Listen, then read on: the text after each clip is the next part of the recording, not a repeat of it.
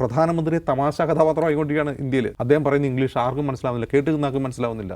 സപ്ന സപ്ന സപ്ന എന്നൊക്കെ പറയുന്നത് അതിൻ്റെ അർത്ഥം എന്താണെന്ന് പോലും അറിയില്ല. ജയശങ്കർ ഒരു കരിയർ ഡിപ്ലോമാറ്റാണ്, അദ്ദേഹത്തിന് പണി അറിയാം. പക്ഷെ അദ്ദേഹത്തെ പിന്നെ നമ്മൾ എന്താ കാണുന്നത്?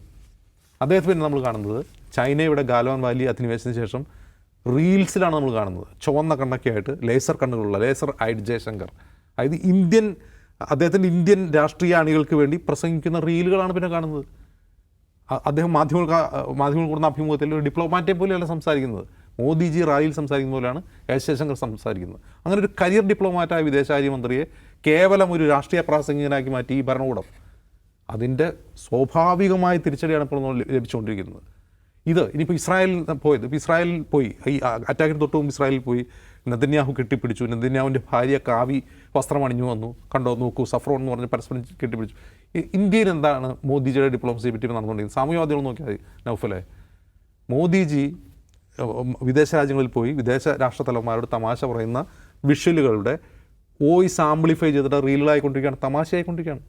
ഒരു പ്രധാനമന്ത്രിയെ തമാശ കഥാപാത്രമായിക്കൊണ്ടിരിക്കുകയാണ് ഇന്ത്യയിൽ സോഷ്യൽ മീഡിയയിൽ. അദ്ദേഹം പറയുന്ന ഇംഗ്ലീഷ് ആർക്കും മനസ്സിലാവുന്നില്ല, കേട്ടുനിന്നാർക്കും മനസ്സിലാവുന്നില്ല. സപ്ന സപ്ന സപ്ന എന്നൊക്കെ പറയുന്നത് അതിൻ്റെ അർത്ഥം എന്താണെന്ന് പോലും അറിയില്ല. ആരോട്? ഹിന്ദി പോലും അറിയാത്ത ആളോട് എന്തൊക്കെയോ പറയുന്നു.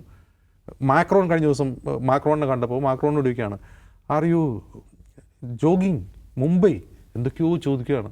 അപ്പോൾ എന്നിട്ട് ചിരിക്കുന്നു. അപ്പോൾ ഇത് തമാശ പറയുകയാണ്. അവർ വിചാരിക്കുന്ന ഇയാളെന്ത് തേങ്ങയാണ് പറയുന്നത് വിചാരിക്കുക. അപ്പോൾ ഇന്ത്യൻ പ്രധാനമന്ത്രിയെ വിദേശ വേദികളിൽ ഒരു കോമാളിയായിട്ട് അവതരിപ്പിക്കപ്പെടുകയാണ്. അതിവിടെ ആഘോഷിക്കപ്പെടുക ഇന്ത്യയിൽ തന്നെ. അപ്പോൾ ഇന്ന് ഈ സോണിയാഗാന്ധിയുടെ ലേഖനം വന്നപ്പോൾ ജിമ്മി പറഞ്ഞല്ലോ, ആ ഒരു ധൈര്യം കോൺഗ്രസ് കാണിച്ചു. ഈ ധൈര്യം കോൺഗ്രസ് കിട്ടിയ എവിടെയാണെന്ന് അറിയാമോ? ഇന്ത്യയിലെ ജനങ്ങൾ ഇത് തിരിച്ചറിഞ്ഞുകൊണ്ടാണ്. 2024 ലോക്സഭാ തെരഞ്ഞെടുപ്പിന് ശേഷം ഇത് ഇത്രയേ ഉള്ളൂ എന്ന് ഇന്ത്യയിലെ ജനങ്ങൾക്ക് മനസ്സിലായി. ഇതിൻ്റെ അപകടം മനസ്സിലായി. അവർ ട്രോളിക്കൊണ്ടിരിക്കുകയാണ് മോദിജിയെ. ആ ധൈര്യത്തിലാണ് കോൺഗ്രസ് പോലും പ്രതികരിക്കുന്നത്. കോൺഗ്രസിനും പേടിയാണ് ഇതൊക്കെ പറയാൻ. മറ്റൊരു കാര്യം, ഇതിങ്ങനെ പറയാനുള്ള ഭയത്തിന് മറ്റൊരു കാര്യം കൂടിയുണ്ട്.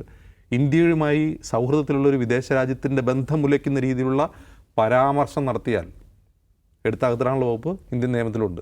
അതുകൊണ്ടുകൂടിയാണ് ആളുകൾ മിണ്ടാത്തത്. പക്ഷേ ഇനി അധികകാലം അത് മിണ്ടാതിരിക്കില്ല. അതിന് ഏറ്റവും നല്ല തെളിവ് ഇപ്പോൾ ഇൻസ്റ്റാഗ്രാം എടുത്ത് നോക്കിയാൽ മതി.